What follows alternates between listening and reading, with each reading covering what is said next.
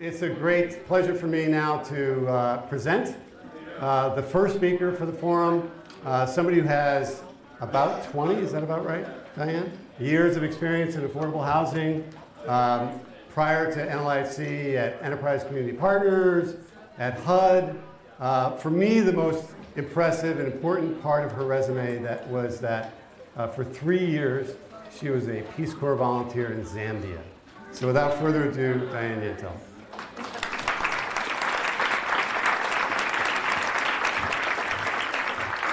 Paul was also a Peace Corps volunteer. That's why he likes that part of the resume. Thank you, Paul. Hello and welcome. Welcome to the National Low-Income Housing Coalition's annual Housing Policy Forum. We're so glad you're here. What an impressive group this is.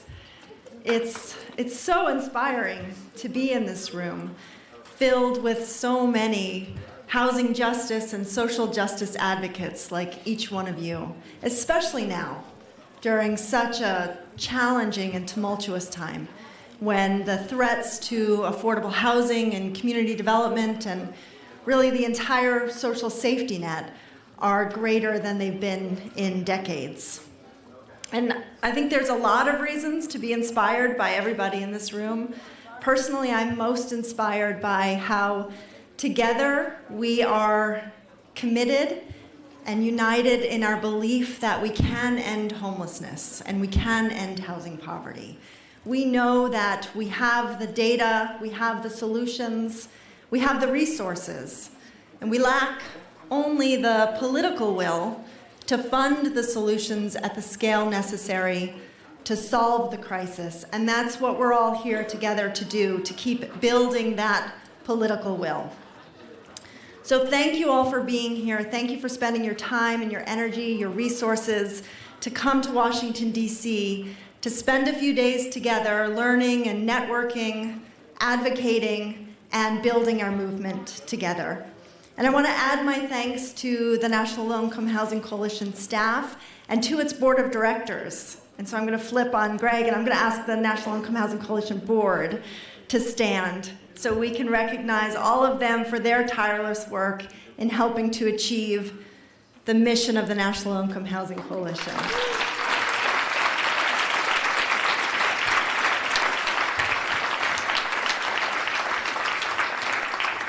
I want to recognize, I believe Sheila Crowley is here somewhere. Sheila arrived?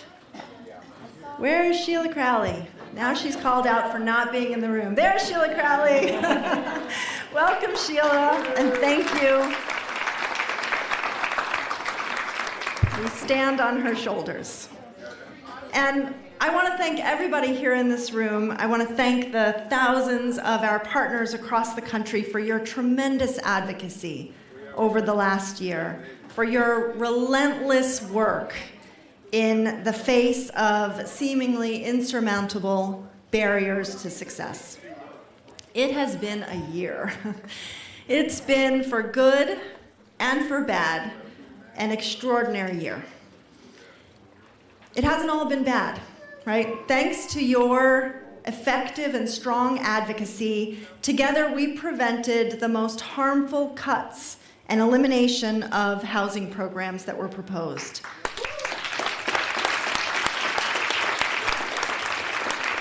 After a powerful outcry of over 3,500 organizations joining the coalition and our partners, Congress resoundingly rejected the president's most severe proposals to eliminate programs. And we went further, pushing Congress to agree on a budget deal that increases the spending caps for the first time in years, giving us the first opportunity to actually increase spending on critical programs like Section 8 vouchers and public housing capital repairs.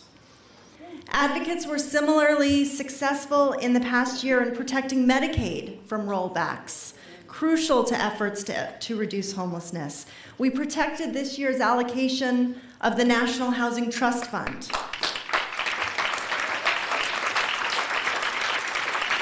And together we protected low-income housing tax credits and housing bonds in the tax bill.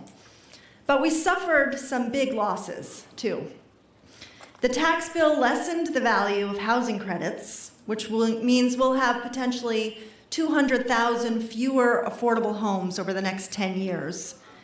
And in case anyone doubted how the tax bill threatens vital affordable housing programs, we had our evidence just 7 weeks later when the administration pivoted from massive tax cuts for the rich to proposing immense spending cuts for programs that meet the basic and urgent needs of the lowest income people throughout the country. And they had the gall to use the increased deficits that they had just created as justification for doing so. Meanwhile, the poorest families face ever more barriers. Seniors are trying to survive on extremely limited incomes, choosing between paying their rent and buying the medicine they need to stay healthy. Parents are struggling to provide a safe place for their children to sleep at night, to grow healthy and learn in school. People with disabilities are finding it impossible to afford rents on their limited incomes. In the last year, the affordable housing crisis deepened, with just 3 affordable and available homes for every 10 families in need. Out of 3,000 counties throughout the entire country, there's just 12 where a minimum wage worker can afford to rent a 1-bedroom apartment. In some communities, homelessness increased for the first time in years, and more cities along the West Coast and beyond declared that homelessness had reached a state of emergency. Tent cities housing hundreds of people, including children, became more common sights, while a record number of people died on the streets in cities like LA and Nashville and Baltimore. And 6 months after the first major hurricane hit, tens of thousands of people from Puerto Rico, Florida, and Texas are still living in hotels. And hundreds of thousands of homes remain damaged, all while proven solutions to the long-term housing needs of disaster survivors sit unused on a shelf. More than ever, we need strong executive and congressional leadership working together to advance and invest in bold solutions. But the president's actions over the last year make clear that he will persist in fostering divisions and distractions while obtaining wins for big corporations and wealthy donors. The tax cuts are the clearest example, but there are many others. Throughout the year, the president sought to slash funding or entirely eliminate programs that serve the lowest income people. There were efforts to cut food aid from hungry families, to eliminate health care from those who need it the most. The administration shut down the Justice Department office that expands legal aid to the poorest citizens. They're attempting to increase rents on the poorest seniors, people with disabilities, and families, to eliminate critical programs like the National Housing Trust Fund and public housing capital repairs, and to establish ineffective work requirements across the social safety net, reviving old stereotypes about the deserving and the undeserving poor. And as we commemorate the 50th anniversary of the passage of the Fair Housing Act, this administration is actively working to roll back progress in achieving the very foundation of Dr. King's dream. To call this a challenging time would be a drastic understatement. Democracy itself is wounded. That terrible tax bill, it had a roughly 30% approval rating when it was enacted. 70% of the country opposed that bill. When Congress passes new laws that go against what the vast majority of the country wants, it's clear that basic tenets of democracy are broken. This happens when elections are increasingly financed by just a handful of donors who make multi-million-dollar contributions. In 2010, the top 100 donors contributed just under $100 million to candidates. By 2016, that same limited few donors contributed just under $1 billion. So when members of Congress get used to raising money from just a few people, they give those people enormous power. And that's a power that we can't compete with financially. But we can and we will with our actions, our voices, and our votes.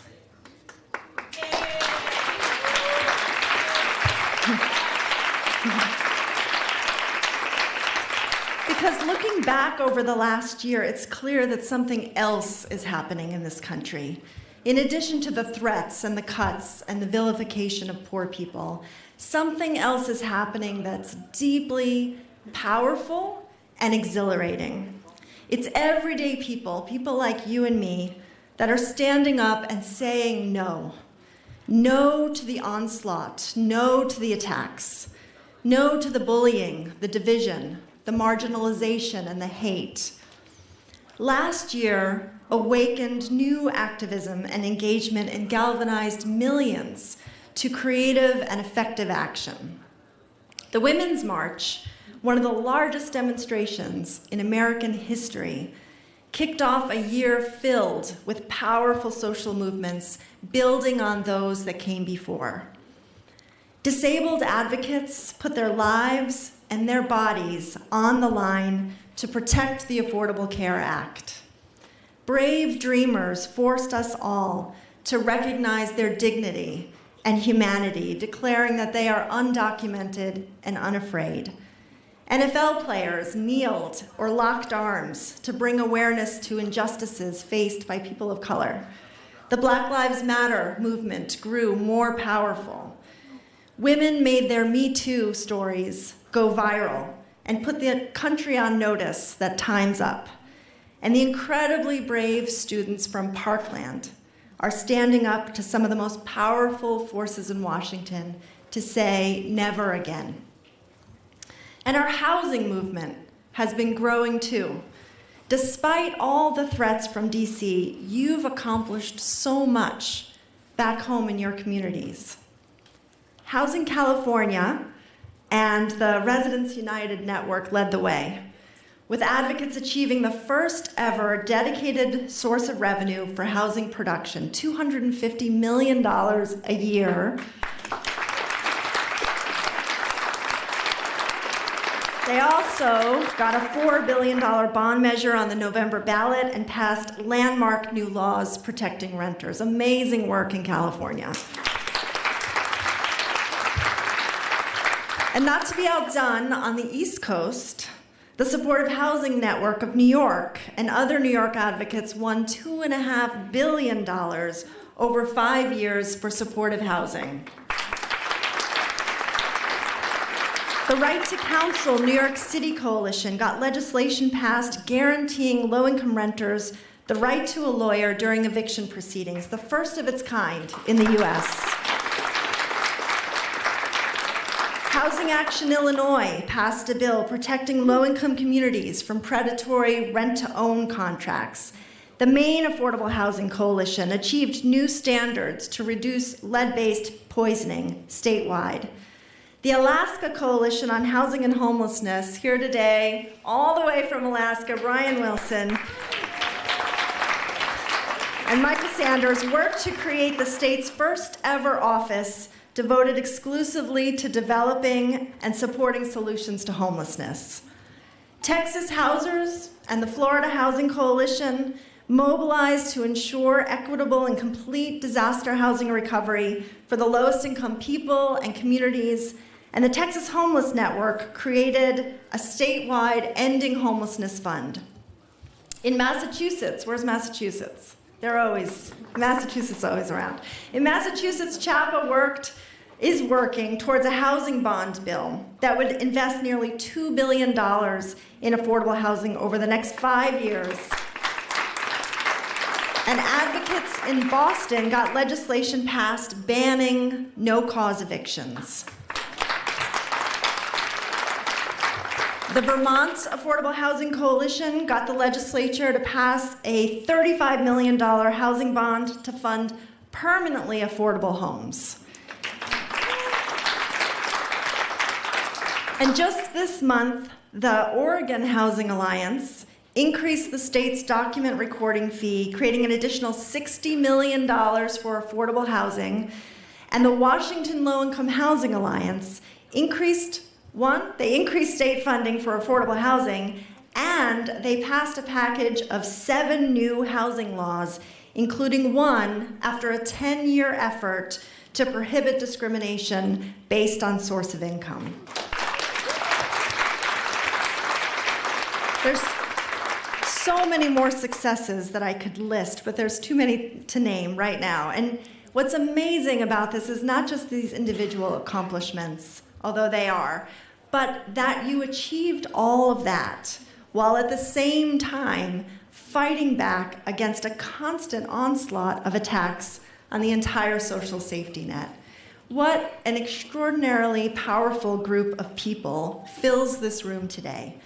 And with each success, we build on the last, creating new allies, new partnerships, and new strength to do more.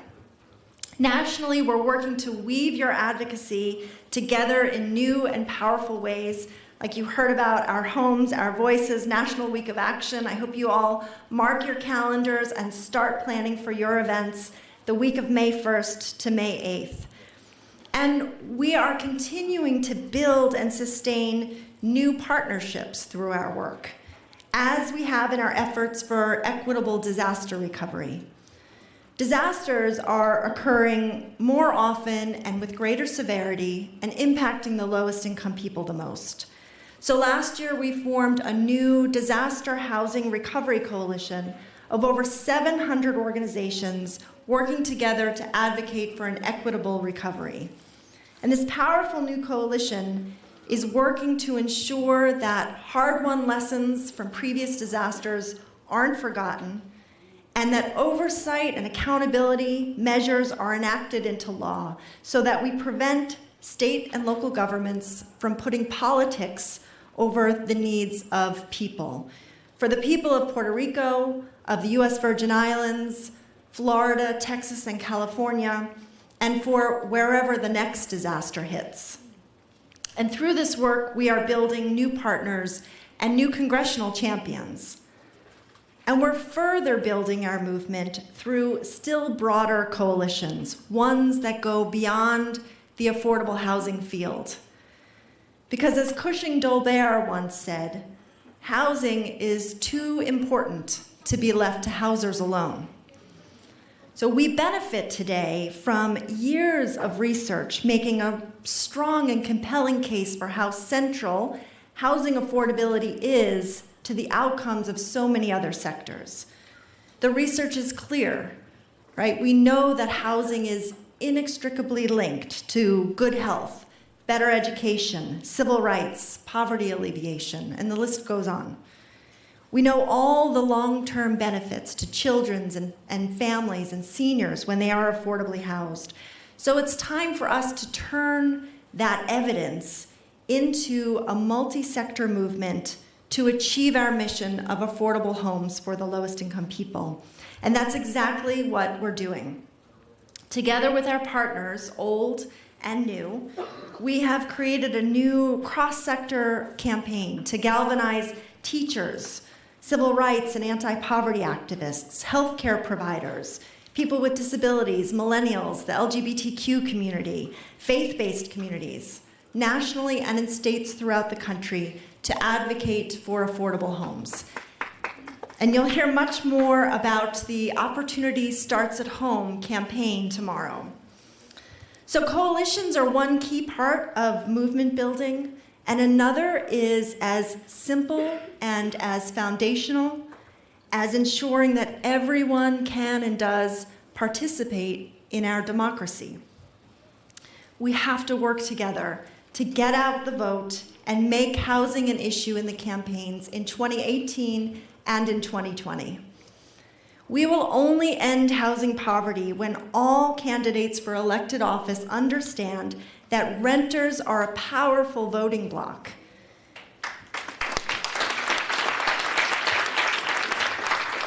Today, low-income renters vote at much lower rates than higher-income homeowners, and until that changes, Affordable rental homes will never be a top priority for members of Congress, but changing this equation changes everything. Resident leaders, advocates, public housing agencies, other nonprofit organizations, all of us can and should engage in nonpartisan civic engagement, voter registration, education, mobilization. So let's all recommit ourselves to this effort. The National Low Income Housing Coalition's Our Homes, Our Votes project will give you all the resources and the tools that you need to weave this critical effort into your work to give low-income residents a voice in the elections. So our movement for housing justice certainly isn't new.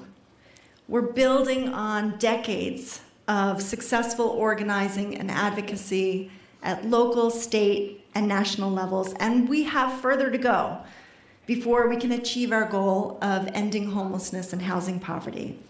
So we must continue building for the big offensive push we need, even as we continue advocating to protect and defend what we have. And a key part of most successful movements is a precipitating an event. It's a moment that takes years, the energy of years of sustained action and building, and thrusts it into public consciousness. Tarana Burke actually created the Me Too movement back in 2007, but it took last year's revelations to make it go viral. So it's a slow and steady burn and then a sudden spark, when suddenly big change becomes possible. So what we do now, how we harness this energy, the fear, the success, the need, how we build on this moment of extraordinary challenge and exhilarating possibility with so much at stake can have a tremendous impact. If we get this right, if we do the hard work, we can look back to these years and say this was the time when, despite the odds, despite the tremendous challenges, maybe because of them, we told the stories, we shared the evidence, expanded the coalitions, we mobilized, we voted, we prepared. And when the spark was lit, we were ready. So thank you again for being here today. Thank you for your tremendous work and advocacy, and thank you for your commitment to the work now and in the years to come. It's never been more important. Thank you.